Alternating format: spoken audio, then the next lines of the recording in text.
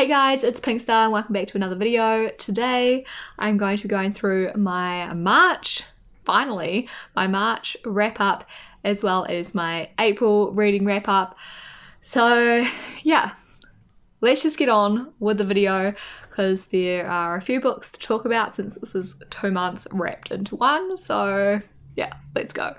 Alright, so first off I read The Atlas Paradox. This is the sequel to the Atlas 6. Atlas 6 I gave a 4 out of 5. This one I gave a 3 out of 5. Unfortunately, I thought it was going to be quite good after the ending of the last one, but I just feel like the story didn't really go anywhere with this. I did read most of it by audiobook. And I just really don't like the characters that much in the story. So I did have the pre-order for the Waterstone Special Edition for book 3, but I actually cancelled that because I just really don't think I need to own the special editions for a book series that I just really don't like that much. I will still read it, so I'll probably just get the third book out via audio again and just listen to it because, yeah, I mean, I do really like these, but I'll probably unhaul them. I don't know what it is about this. I think I'm not really a big time travel-y person, and I just really don't like the characters that much. I think that's my main problem. I mean, it's kind of interesting. There's definitely interesting concepts and it's well written, but I don't know. I don't know what it is about it. I just don't enjoy it as much as I was hoping that I would, especially because the Atlas 6 was so hyped that I thought I was going to give this a 5-star and it just wasn't. It was probably going to be a 3 until like the end when I was like, oh whoa, cool twist. I just feel like this book didn't really build on it. They probably could have just left it at the Atlas 6 and just been done and been fine, but you know, it is what it is. We'll see what happens in the third book, but yeah, I'm probably going to unhaul these. Alright, next up I read Where the Sky Burns by Gillian Grant. This is the last book in the Blood of Eth series and I absolutely love this. I gave this 5 stars. Yeah, one of my favourite books in the series, and I was just really happy that she managed to stick the landing because I was scared that it wasn't going to end great, but it did. I'm really satisfied with the way it ended.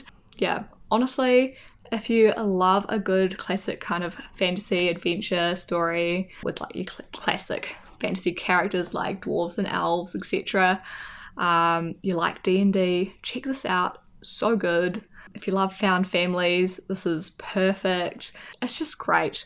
Soren is like one of my all-time favorite characters. I absolutely love him, and I loved getting a lot of his point of view in the story. So yeah, definitely one to check out if you haven't. I know not a lot of people have heard of this one because it is self-published, but yeah, I highly recommend checking it out. So the next book that I read was The Core. I read this via audiobooks. It was the final book in the Demon Cycle series. So I did pretty well in March, finishing a couple of series, which was good for my finishing series goal. So yeah, this was the final in the Demon Cycle series. I gave this a 3.5-star rating. Unfortunately, I just feel like the series dragged on a little bit. Could have been cut down, like the last 2 books I feel like could have been condensed into one book, because the last 2 I only gave like a 3.5-star rating, and I feel like it was just because it just dragged on and they kept focusing on a lot of side characters that I just didn't care about. Yeah, like new characters, and they throw a lot of new names at you like all the time. Jadea has a lot of children and their children have children, and yeah, it gets very confusing because half of them all have similar sounding names, and yeah, that was kind of one of the main downsides. Was just I just feel like it dragged on a little bit too much. I have read a lot of reviews actually where they've said that the first book could have just been a standalone, and I kind of agree. I liked the first 3 a lot.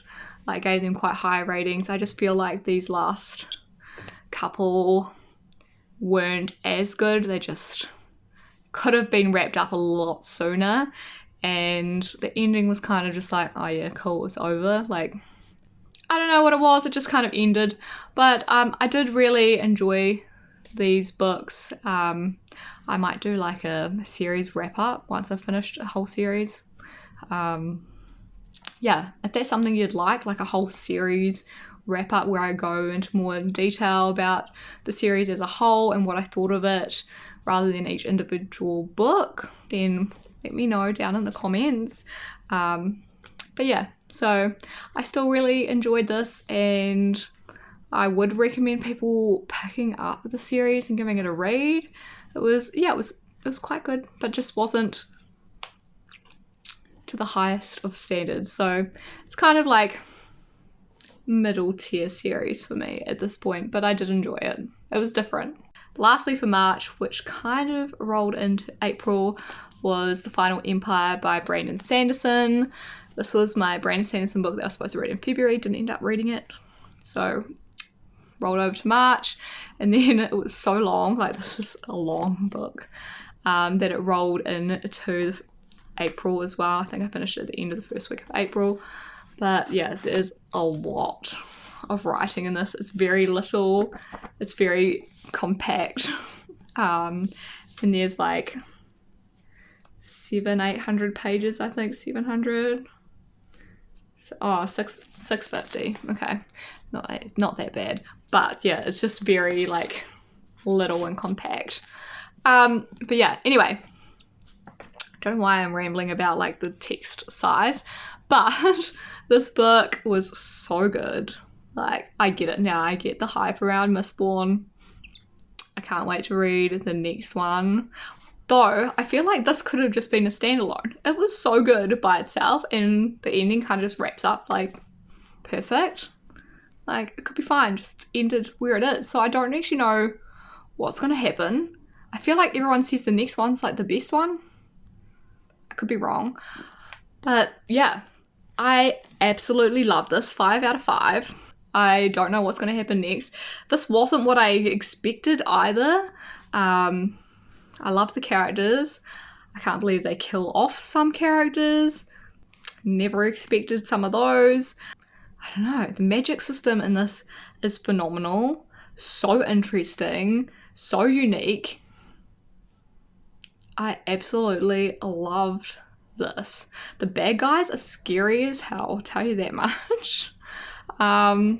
Yeah, just the whole world is so fascinating, and I feel like there's so much still to learn about this world. This is like set in like one main city sort of thing, so I feel like maybe we're going to branch out and see a lot more of the world in the next couple of books. But yeah, absolutely love this. I love Finn as a character. I think she's fantastic, and I can't wait to find out where her story goes and what happens. And yeah, so good. Also loved Calcia, so good. I actually really like the love interest guy, but it's not really like, there's no like romancy sort of stuff in this. It's, yeah, I don't know, but I like the religious aspects as well. I don't know, this whole thing was just so good. Yeah, definitely, if you haven't already read this, which I'm pretty sure 90% of people in the world who like to read fantasy have read this book. I feel like I was very behind on the times with reading this book. So glad I read it. Yeah, so now I've read 2 Brandon Sanderson books. I've given them both 5 out of 5s. So I absolutely loved Tress of the Emerald Sea. I thought that was fantastic. Really different to this. This is very much more your classic fantasy tropes, and yeah, the world building and everything's a lot more in depth, and the magic system and everything is a lot more detailed in this than it is in Tress in the Emerald Sea. That one feels more like for younger audiences and a lot more basic, and I would actually say Tress of the Emerald Sea is a good one to read if you haven't read any of Brandon Sanderson's books. It's just a very, like, I would say if you're new to fantasy, it's actually a good book to read because because it's that sort of type of like easy to read, younger fantasy, great characters, great story, wraps up in one book. This is definitely a lot more detailed and in depth, and there's so much to remember. I have tabbed a lot. Yeah. Anyway, I'm gonna stop going on about it, but I love it, so yeah. Alright, so in April I read Married by Scandal by Sonia Odette, and this one is a standalone, but it's set in the same world with the same characters as her Fae Isles trilogy. And I'll tell you, I want to read the Fae Isles trilogy after reading this, because this was really good. I gave this a 4 out of 5 stars. Really enjoyed it. Really enjoyed the characters, and the Fae Isles is by this main character's sister's point of view, so yeah, makes it a little bit interesting, and I want to find out what happened, because they talked about some of the backstory in this book, and I haven't read the Fae Isles, so I would recommend reading the Fae Isles trilogy before reading this one, because this kind of touches on stuff that happened in that book, and I feel like if you'd read the Fae Isles first, you would understand a lot more about what was happening and what has happened in this book and what the characters have been through. But I did really enjoy this. I enjoyed the characters. Yeah, it's this one girl who, she had a bad love experience, is written off love, and then she is going to marry, so she's a Fae princess sort of thing.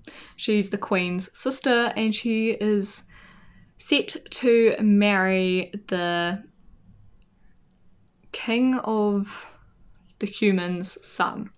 So yeah, so the prince of the humans. So human prince is going to come and marry her, pretty much just to solidify an alliance. So it's not for love or anything like that, and she's happy to marry just because it's a political marriage pretty much, and she's happy to do whatever for her sister. And so she meets up with the prince, and then she actually starts to like this guy, and then it turns out that he's not actually the prince. So yeah, it's quite interesting. I really enjoyed it. Really liked the not prince character. Thought he was fantastic. And yeah, it was just a fun story. Alright, next I read Daisy Jones and the Six. I actually ended up reading this via audiobook. This is by Taylor Jenkins Reid, and is my 3rd book of hers that I've read. This one, I don't feel like it lived up to the hype that I was expecting it to. I gave this 3.5 stars. I still really enjoyed this book, but it just didn't really, I don't know, it just wasn't what I expected. I kind of thought there was going to be some sort of twisty thing at the end, kind of like Seven Husbands of Evelyn Hugo, but I was under the impression that there was like a big like love triangle thing, but wasn't really. I don't know. It just didn't really hit the highs that I thought it was. I did enjoy the characters. It was really interesting the way it was done. Obviously, it's written like someone's interviewing the band. And I love the fact that Taylor Jenkins Reid makes these characters feel like they're actually real famous celebrity characters in real life. Like, Evelyn Hugo could have been an actual real person. Like, the way she's written feels like a real character. Daisy Jones feels like a real person and a real character. All the members of the band feel like real characters and feel like they went through all of this. And I think that's what I really loved. I just feel like the story wasn't as good as I expected it was going to be. And this is the issue with these books that have so much hype. You kind of set these like higher expectations, and then when they don't reach those really high highs, you just kind of feel like, oh, wasn't as good as I liked it to be. But I would still recommend reading this if you like Taylor Jenkins Reid writing. Yeah, it was a good book. It just wasn't as good. Right, and lastly for April, I only ended up reading 3 books. I know, terrible. But I read Chain of Thorns by Cassandra Clare. This is the final book in the Last Hours trilogy. And this book was like 800 pages long. That's why I didn't end up reading any more than this, because this was so long. But I did really enjoy it. I gave this a 4 out of 5 stars as well. Yeah, I think I gave the first book a 5 out of 5 when I originally read it. And then I think the last one was probably a 4.5, and then this one's a 4. I love all of the Shadowhunters books. This is probably my second favorite out of all the different like series in the Shadowhunters world. I like the characters, some more than others. I feel like Cordelia kind of annoyed me a little bit, especially at the beginning of this book. It kind of brought it down a little bit, and I feel like it kind of just wrapped up really conveniently and quickly. That's probably my one main negative, but otherwise I absolutely love the story. I love the characters. I love Cassandra's writing style. It's so easy to read. Shadowhunters will always be one of my favorite worlds. It's so good. Yeah, if you haven't read any of Cassandra Clare's books, you really should give them a try. And I just love the fact that they're all set in different time periods, so you kind of get to know like people. So the characters that we're reading in this one, the appearance of the book were the main characters in the Infernal Devices series. So it's quite cool getting to like see that with them being older, and it's not from their point of view, it's from their kids' point of view and that sort of thing. So yeah, I don't know, I really enjoy it. I'm also really looking forward to Cassandra Clare's new book coming out, which is Swordcatcher, and that's not actually set in the Shadowhunters world. That's like a separate altogether book, so it'll be interesting to see what that's like. But yeah, anyway, 4 stars. Really enjoyed it, and I would highly recommend picking up this series. I would say if you are going to read the Shadowhunters, I really like the Infernal Devices the best. Infernal, god, that's hard to say sometimes. That's probably my favorite one, followed by this one. But if you're going to start by the order of when they were released, the Mortal Instruments is the main series of the Shadowhunters world, and I absolutely love that. Some people don't like it that much, they think it's a bit young, but yeah, absolutely love that one as well. I love all of them. Alright, so that was it. That's all the books that I read in March and April. Sorry for the delay with getting March wrap up done, so I just put them all together. Thought it'd be easier this way. But next I will be having my June TBR, and then I'll have to do my May reading wrap up, but I'll do that when I get back from my holiday, because I'm going to Fiji at the beginning of June. So excited. It's gonna be great. So yeah, that's it for now, guys. If you did like this video, make sure to give it a thumbs up, and as always, if you haven't already, hit the subscribe button so you don't miss any of my future videos. And I will catch you guys all in my next one. Thanks for watching. Bye.